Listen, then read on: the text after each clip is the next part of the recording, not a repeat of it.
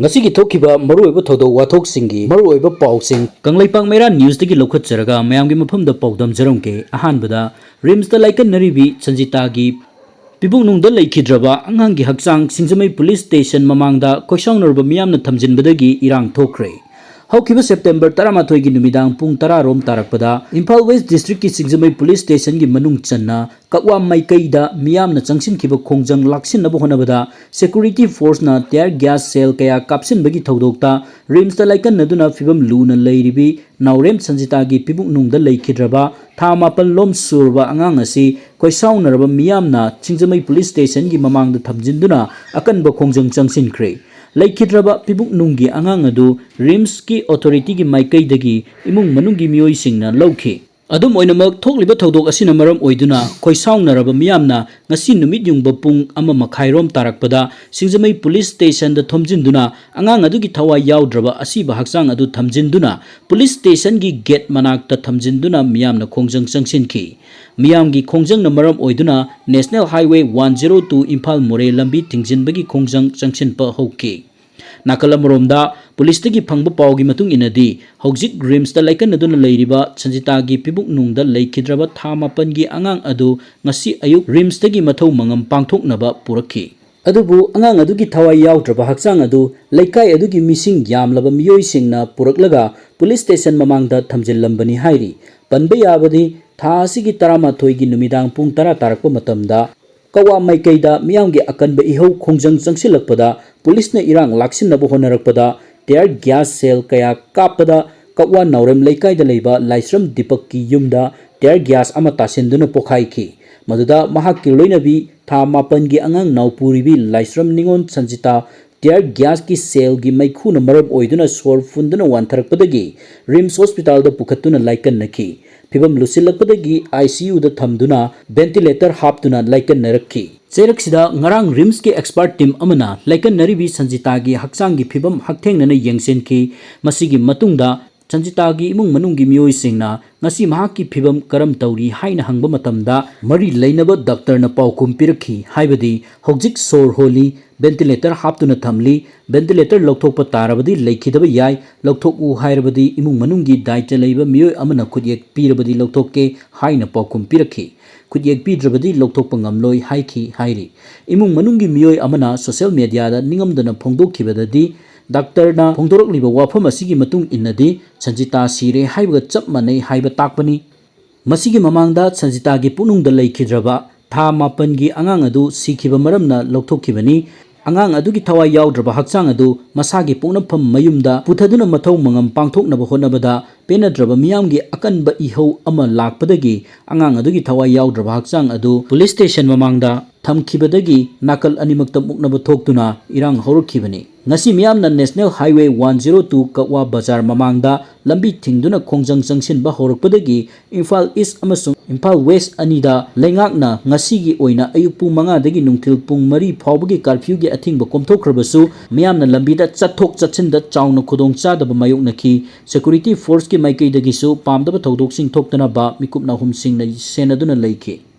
atopa paw amada kuki militant singna sugnuda nomai kapsimduna landarakre Kuki terrorist singna sugnuda ngarang numidang pung 10 khara helakpa adwaida amuk hanna nomai kapsilatuna landarakre Kaksing district ki SP na sugnuda nomai maru ama hek kapsilakpada madugi chapchaba pawkhum pigani haina sugnugi miyamda thajab piramkhiba leirabani adubu hojik phawbagi oina sugnugi miyamda Kaksing district ki SP gi maikaidagi wahi amata phongdoraktana leibana lamdam adomda tariba miyamna penadabaga loinana akiba kaya phawre hairi atopa pawamada Manipur lengakna Indian lengaki yaka ngaiduna kayam kuina lekhigani haina hangbaga loinana GGP na Manipur lengakta point 9 wahang oina hanglakli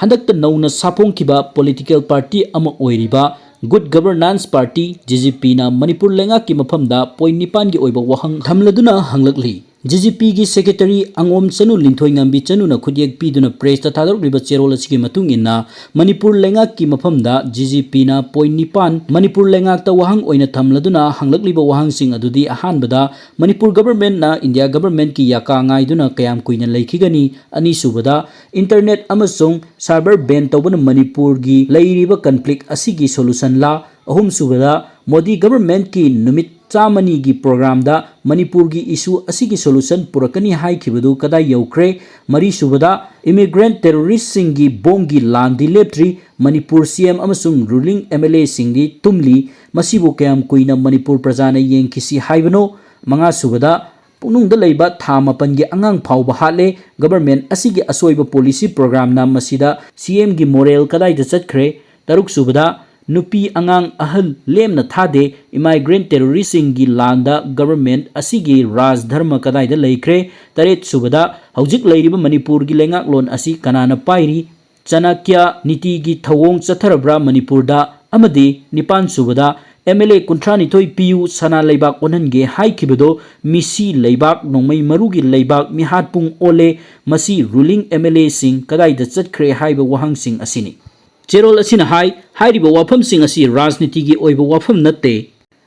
immigrant terrorist की drone अमदी rocket missile attack ना हाटपदगी हेना सरकार असिना पुनुंगदा लेजरिबा पोक्ट्रिबा अंगांग फाउबा हलकपा हौरे थवाइगा पैसागा सिनबगी थबक असि लेपिरो सिरबा मियोइबु ICU दा थमजिल्लगा ventilator थाजिलगा हिंगनबा सारगा थंबा असिसु कयाम कुइना तौखिदोइनो medical ethics यंगबिरगा RIMS की director ना अथुबदा सेंगदोक पिरकपसु पामी हाइरी सेरोल असिना मखा ताना हाइरिबदी हौकिबा सेप्टेम्बर 13 की नोंगालमदाइदा गुड गवर्नेंस पार्टी की प्रेसिडेंट याम्बेम लाबगी युमदा नोमै कापसिलंबा असी पुलिस दा रिपोर्ट पीख्रबा तौख्रबसु ngasi फाउबा इंक्वायरी लाक्ट्रिबा असी पालिबा सरकार असिगी Karamba policy plan no government की पॉलिसी प्रोग्राम नैननबगी दमक नोमै कापसिनबगी थबक अमसुंग पुलिस ने इंक्वायरी तहंदबा असी लॉ एंड ऑर्डर लेतबगुम उहल्ले असिगुम्बा थबक असिसु खुदकता लेपियु असिगुम्बा गवर्नमेंट की थवोंग असिदा मणिपुर प्रजा मियामना तुमिन लेबगी मतम ओइद्रे लोइनना अइखोइ मियामना पुन्ना वाहंग असि हंगमिनसी अमसुंग थबक ओइना पांगथोकमिनसी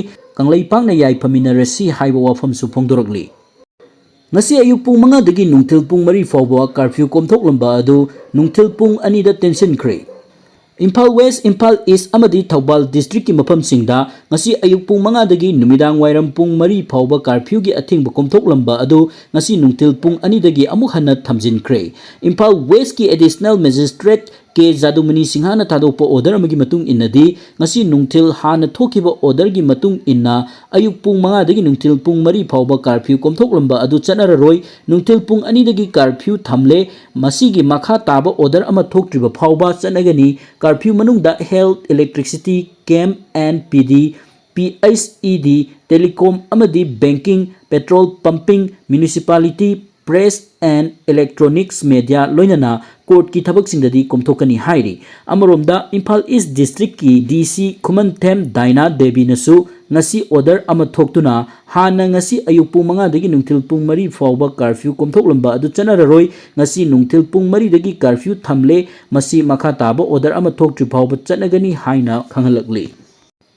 Bisnupur district ki oinasu nungthil gi matamda curfew komthoklamba adu ngasi nungthil pung 2 makhai dagi tension duna curfew gi athingba thamkhre makha taba order ama thokriba phawba order asi chana khigani haina ngasi Bisnupur DC na thokpa order amana khanghalakli